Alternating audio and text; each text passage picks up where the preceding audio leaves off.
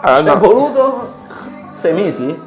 Sì, no, tu avevi scritto un interessante articolo sul nostro sito, mi pare, Sì. che si chiama Operazione Nostalgia. Operazione Nostalgia, sì. Nostalgia. Allora, oggi siamo tornati a più di 30 anni fa, Sì. con non poca emozione. Assolutamente. Non poca emozione, perché 3/5 che non sono oggetto del test, ha uno che invece è oggetto del test. Eccolo qua. Fai vedere Giulio. No, è di là, la camera è quella, sì. Allora, caution, hot surface. L'intera copertura di questo A1 è il dissipatore. Può diventare molto caldo e causare ustioni. Non toccarlo.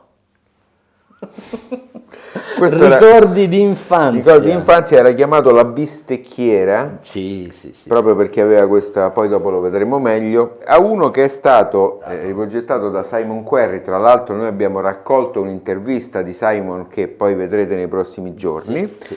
riprogettato con componenti moderni ma una sorta di restauro filologico dello schema, Sì, quindi fondamentalmente lo schema è rimasto il medesimo, sono stati eliminati quelli che erano quei difettucci che gli venivano purtroppo riconosciuti alla versione originale e naturalmente la componentistica è stata attualizzata a quella che c'è oggi. anche perché non si poteva fare Anche diversamente. perché non si poteva fare differentemente. Dal punto di vista estetico, il cultore della 1, quantomeno noi che ce l'abbiamo avuto, esatto. quello, gli balza subito all'occhio che la larghezza è leggermente superiore. Esatto. Ma per il resto è veramente tutto molto molto simile. Forse il LED era una lampadina rossa, se Era non mi rosso, ricordo se non male, ricordo una lampadina male. rossa, invece questo proprio forse addirittura lampadina i primi, e questo invece è un LED blu, ma insomma E peraltro però devo dire la scelta è stata interessante perché è stato in qualche maniera accordato al lettering che ha questo color bluetto celestino, sì.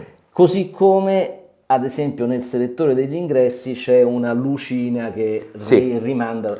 E anche nel volume. E anche nel volume. No, insomma, devo dire, dal punto di vista dell'oggetto è veramente una rivisitazione elegante, intelligente. È fatta molto bene. fatta molto Unica bene. concessione alla modernità, lo faccio vedere Giulio? Ma certamente. È questo telecomando in alluminio fresato dal pieno, guarda che bello dal punto di che vista bell'oggetto. tattile, Sì, che però ha solo volume e il tasto mute.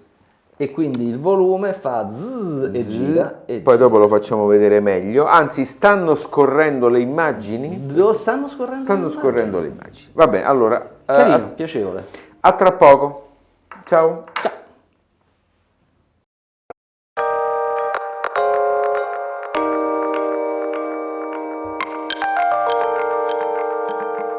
Abbasso? Aspetta, mi sta.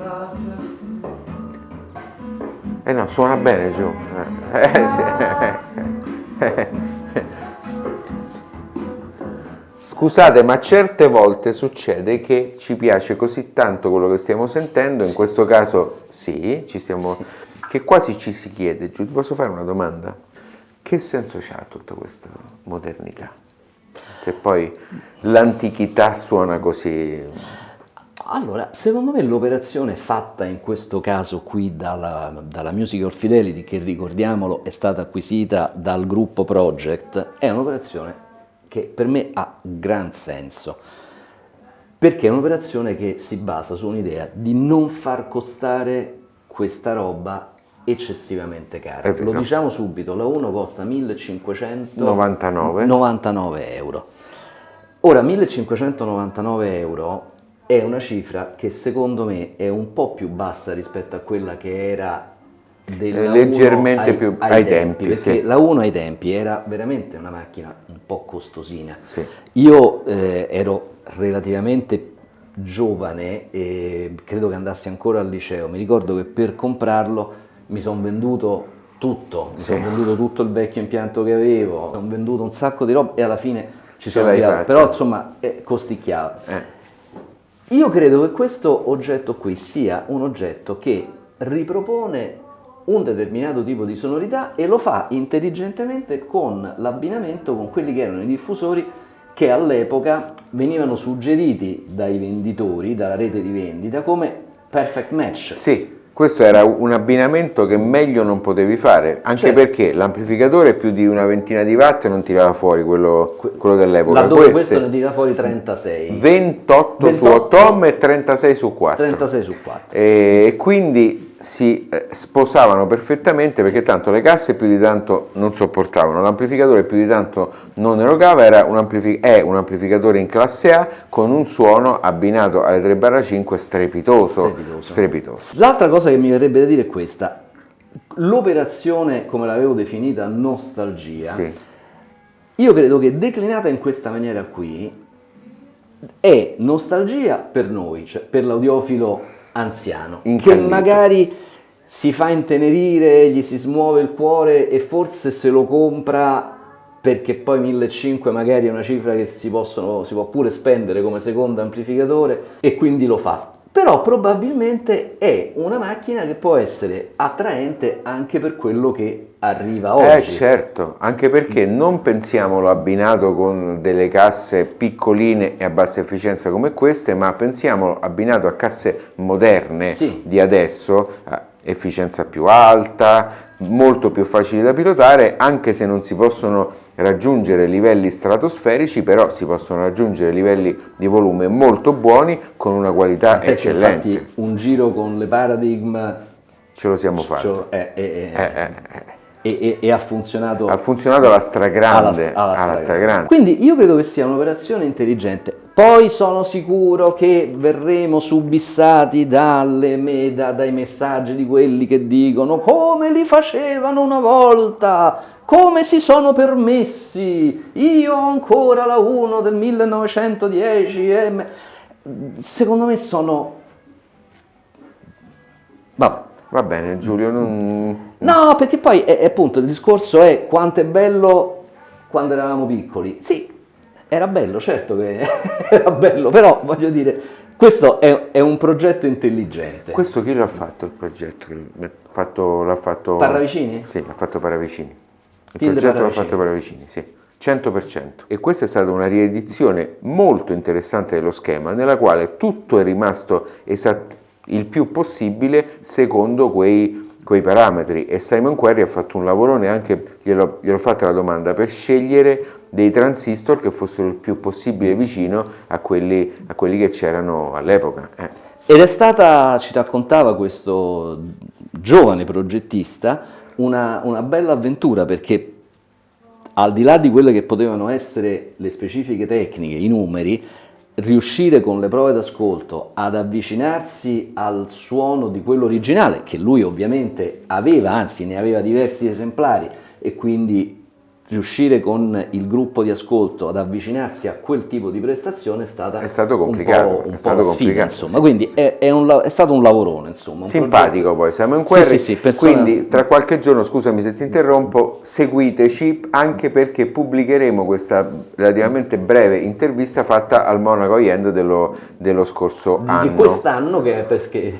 Sì, è giusto, hai ragione, Esatto. bravo, sono il solito rincoglionito. Allora, A1 Sì. che scotta, e qua c'è anche poi dopo lo faremo vedere,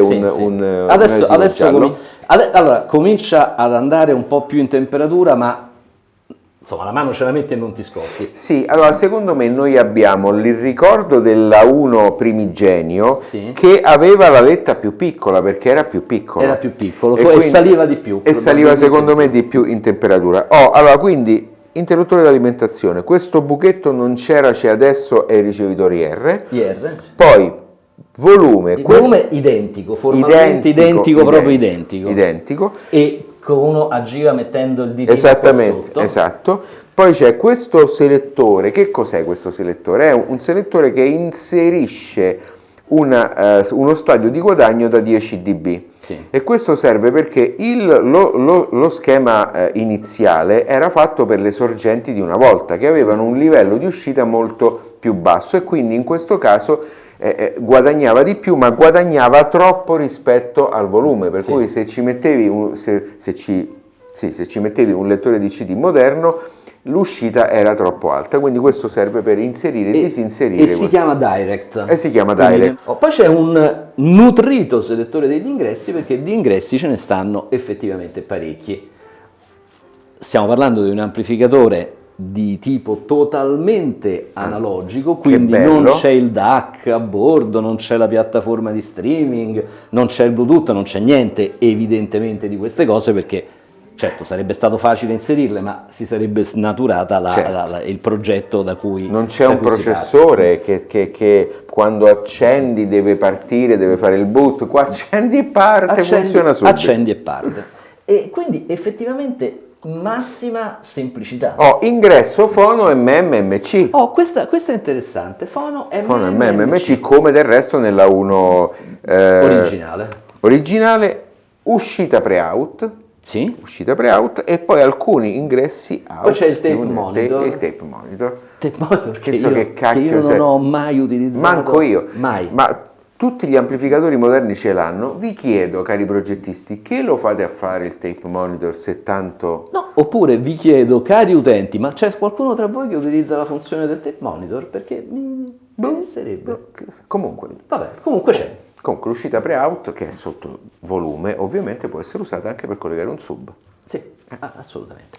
E dal punto di vista del pannello posteriore, visto che lo hai collegato tu, come sono fatte le uscite? Sta andando in sovraimpressione, caro Giulio, il pannello posteriore con la solita rottura di scatole che aveva anche la 1 primigenio, che i 4 bindi in posto di uscita sono, come si dice a Napoli, posso dire azzeccati, molto attaccati, e quindi è stato un po' complicato metterci le banane, quindi vi consiglio le banane perché i cavi spellati li vedo difficilissimi, le forcelle impossibile. E quindi quella è l'unica cosa un po' scocciantina. Io che ho collegato il giradischi ho penato non poco a mettere la forchettina del ground, perché lo spazio è veramente, è molto sottile l'amplificatore, veramente minimo, quindi ecco, forse da quel punto di vista non è proprio il massimo della praticità, ma insomma gli si perdona facilmente. È chiaro che questa è una descrizione che stiamo facendo che è, se vogliamo, inquinata positivamente dall'affetto che noi abbiamo nei confronti di questo oggetto. Questo c'è poco da fare, e io credo che la stragrande maggioranza dei nostri follower avrà lo stesso atteggiamento, perché ve ne sono molti che lo hanno conosciuto, e quando noi abbiamo pubblicato quel video dove c'era l'accento restaurato, e in molti si sono commossi, scaldati, quindi a maggior ragione credo che questo oggetto risulterà piacevole. Scusami, dico ancora una cosa, molto diverso, io l'avevo detto in quell'articolo, è stata l'operazione che ha fatto la Name con il Name Night. Perché quello lì invece l'ha declinata sulla versione lusso, serie limitata a 1973 esemplari, perché era uscito l'anno del debutto. Io non amo particolarmente queste operazioni lusso, tirature limitate, sono una cosa che a me personalmente infastidisce, per non dire di peggio. Questo 1560 euro, sai che c'è, quello è una classica operazione mi si permette il termine, per fare cassa rispetto agli appassionati e nostalgici del marchio Name. Questa è un'operazione pop, perché ti mette in grado di avere con 1500 euro un amplificatore di grandissime prestazioni, perché questo ha grandissime prestazioni musicali, a un prezzo assolutamente popolare, e quindi sono due modi di pensare diversi. Io non voglio entrare dentro poi... Ma adesso ti faccio subito una domanda pre-sventramento. Quello precedente mi ricordo che aveva i transistor che erano direttamente a contatto con il dissipatore, che era il coperchio, e quindi c'era in mezzo la pasta termica. Anche qui?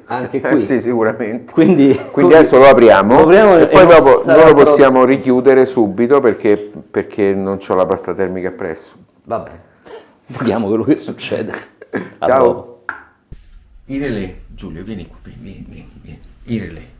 La cosa che balza all'occhio per un appassionato di A1 sono questi, perché tu ti ricorderai che quando accendevi la 1 si sentiva il bump sulle casse. Come no? Ecco, questi sono dei relè di protezione che hanno giustamente messo sull'uscita, eccoli qua. Quindi Ok. non c'è più questo problema. Il primo problema è stato risolto. È stato risolto. Questo è un bellissimo trasformatore toroidale che come si differenzia rispetto a quello della 1 vecchio? Perché ha un doppio avvolgimento, mentre la 1 vecchio aveva un avvolgimento singolo che alimentava tutti e due i canali, qua c'è un avvolgimento per canale, quindi è anche un po' più grande, quindi c'è anche una maggiore dinamica e un superiore fattore di smorzamento.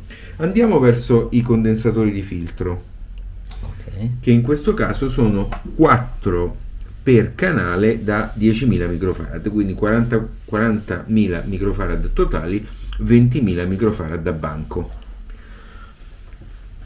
Questi sono i due ponti raddrizzatori e queste sono le due uscite separate di alimentazione in corrente alternata del trasformatore toroidale, ok?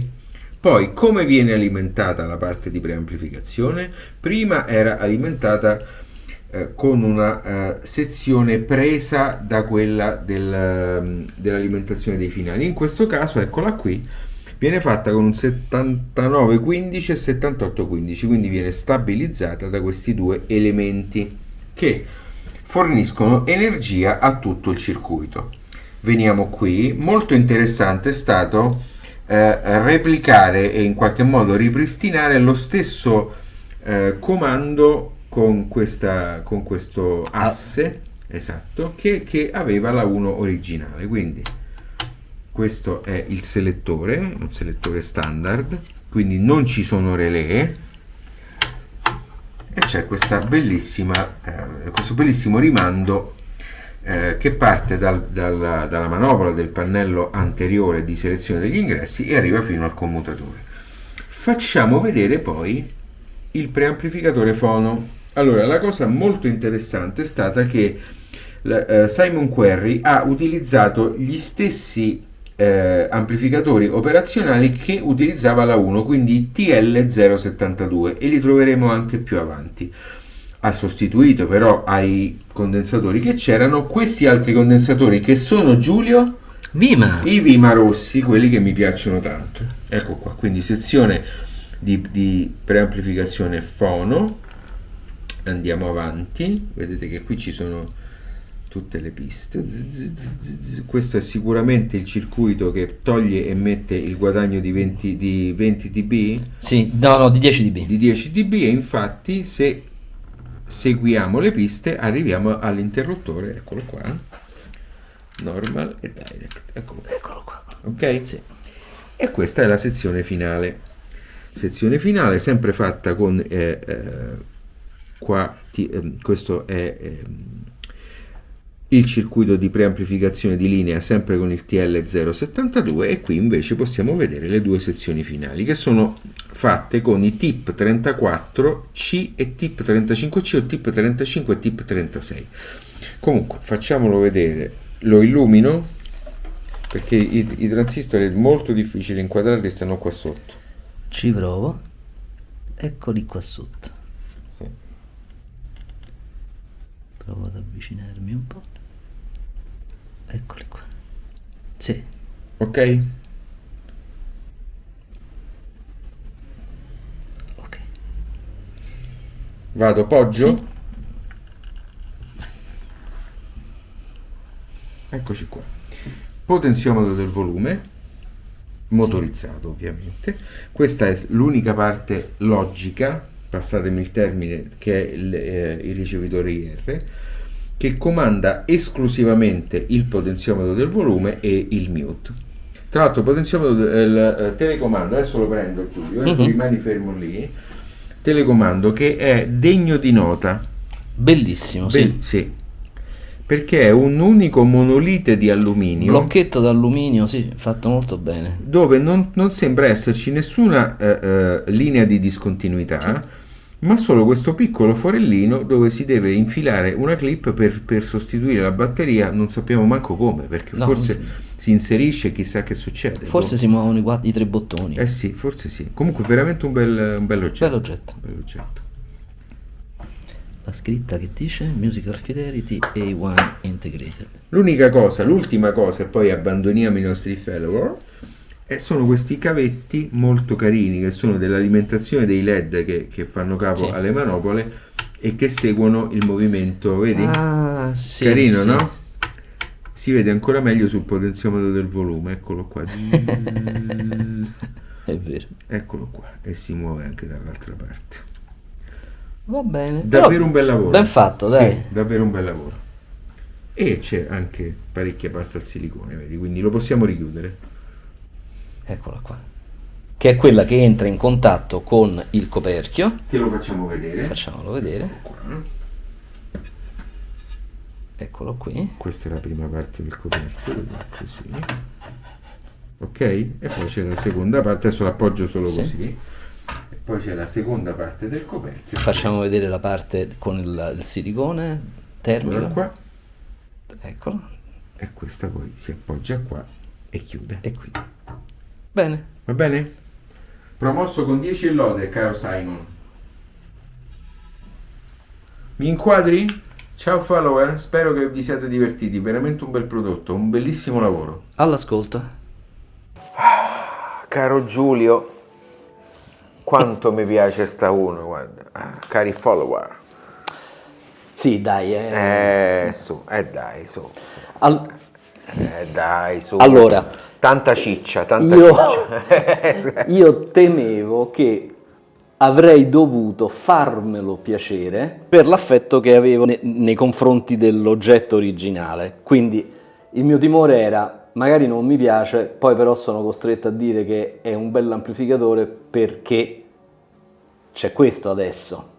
Ecco, questo di adesso, francamente, è assolutamente all'altezza Sì. della fama di quello precedente. Esatto. Di quello precedente io vorrei ricordare una cosa. Allora, quando uscì, Sì. e io naturalmente ne ebbi notizia attraverso una recensione del compianto Bebo Moroni, che ne fu il cantore di questo apparecchio. Tanto ne parlò bene che io me lo andai a comprare a scatola non chiusa, di più. Cioè, io andai là e dissi, lo voglio, lo compro. Dove l'hai comprato? Lo comprai da Filk Radio, Ok. a Piazza Dante. Io e un mio amico, ne comprammo 2. Comunque, a parte questi ricordi dal punto di vista... Sbiaditi ricordi sbiaditi di bambino. ricordi commerciali, io all'epoca conoscevo gli amplificatori giapponesi, Certo. quelli io avevo Anche avuto perché poi esperienza. se no c'era il Mark Levinson, c'era l'Audio Research, Ma io non ci arrivavo, Ma però, figurati non, io. non potevo arrivarci certo. lì. Conrad Johnson. Conrad Johnson. Quindi quando io misi questo amplificatorino a casa e lo accesi, suonava in una maniera diversa, completamente diversa. Era proprio un altro suono. Era più raffinato, era più coinvolgente, ma era proprio un diverso modo di porgere la musica. E me lo sono ricordato per sempre. Poi è vero che negli anni ho continuato a seguire i prodotti, diciamo, di un certo tipo e quindi quel tipo di suono è diventato lo standard, ma per l'epoca per me fu dirompente. Sì, sì. La cosa che mi ha veramente commosso e fatto piacere è che stamattina, quando lo abbiamo collegato e abbiamo cominciato ad ascoltarlo, questo suona Uguale. uguale. È più dinamico, Sì. ha meno grana, Sì. ha più focalizzazione. Poi lo stiamo ascoltando con i diffusori che abbiamo oggi, che non sono quelli che io avevo 35 anni fa. Però poi l'abbiamo sentito anche con le le 3/5. con le 3/5, esattamente. E quindi, insomma, ripeto, non è una banale operazione nostalgia, metto dentro la scatola di un A1 riveduto una cosa moderna, no, è proprio filologica come interpretazione e attenta proprio alle sonorità. Sì. E questa cosa a me è piaciuta. Sì, anche perché allora poi l'abbiamo detto prima, c'è da una parte il name che è un'operazione assolutamente, per quanto mi riguarda, un po' folle, sì, Ti dirò sì, bravo, sì. A, Ah, tasto A, tasto. grazie. Prego. Allora, questo lo diciamo, questo è il telecomandino che serve per Beatrice. Allora, quindi il name è un'operazione fondamentalmente commerciale perché costa tanto, 1973 esemplari. Dall'altra parte abbiamo il 777, quello della Mission che Della abbiamo Mission, sì. della Mission che abbiamo provato, che simile al prodotto degli anni 80 non ha nulla, perché è un prodotto totalmente diverso. È vero che ha un costo anche completamente diverso, molto più basso, ma ha solo l'estetica, quindi quello è: prendo la stessa estetica e ti metto un amplificatore completamente diverso, moderno dentro, a un costo molto conveniente. Allora tu ti puoi fare i conti, mi interessa, non mi interessa. Questo qui è un prodotto esattamente uguale, per quanto possibile, per quanto la tecnica lo permetta e i componenti moderni lo permettano, ma mi sembra che l'obiettivo sia assolutamente riuscito, a un prezzo decisamente conveniente, perché è un amplificatore completamente analogico che paradossalmente costa quasi di più di un amplificatore con una CPU che controlla la temperatura, che controlla di qua e controlla di là. Secondo me è una operazione popolare che serve un po' anche ai giovani. Un trentenne che mi chiede un amplificatore, io gli dico: perché non ti compri la 1 con una bella coppia di casse? C'è da dire che è poco potente. Certo, Quindi lo stavo per dire. Quello è una cosa di cui bisogna tener conto, ma è un dato dichiarato, non è una sorpresa. Quindi pilotare un diffusore moderno con una disponibilità di energia un po' limitata, insomma, è un po' complicato. È un po' complicato, o quantomeno ti richiede quel minimo di attenzione che serve a fare una scelta ponderata, cioè devi sapere che questo A1 non è un amplificatore che può andare con qualsiasi diffusore. Esattamente. E comunque meglio scegliere diffusori da scaffale, da stand, con una certa efficienza, insomma sceglierli in un certo modo, perché poi se pensate di sentire Back in Black degli AC/DC a palla, non è l'amplificatore giusto. Rischiate di rimanere piuttosto deluso. Detto questo, l'abbinata con le sue LS3/5 è da lacrima.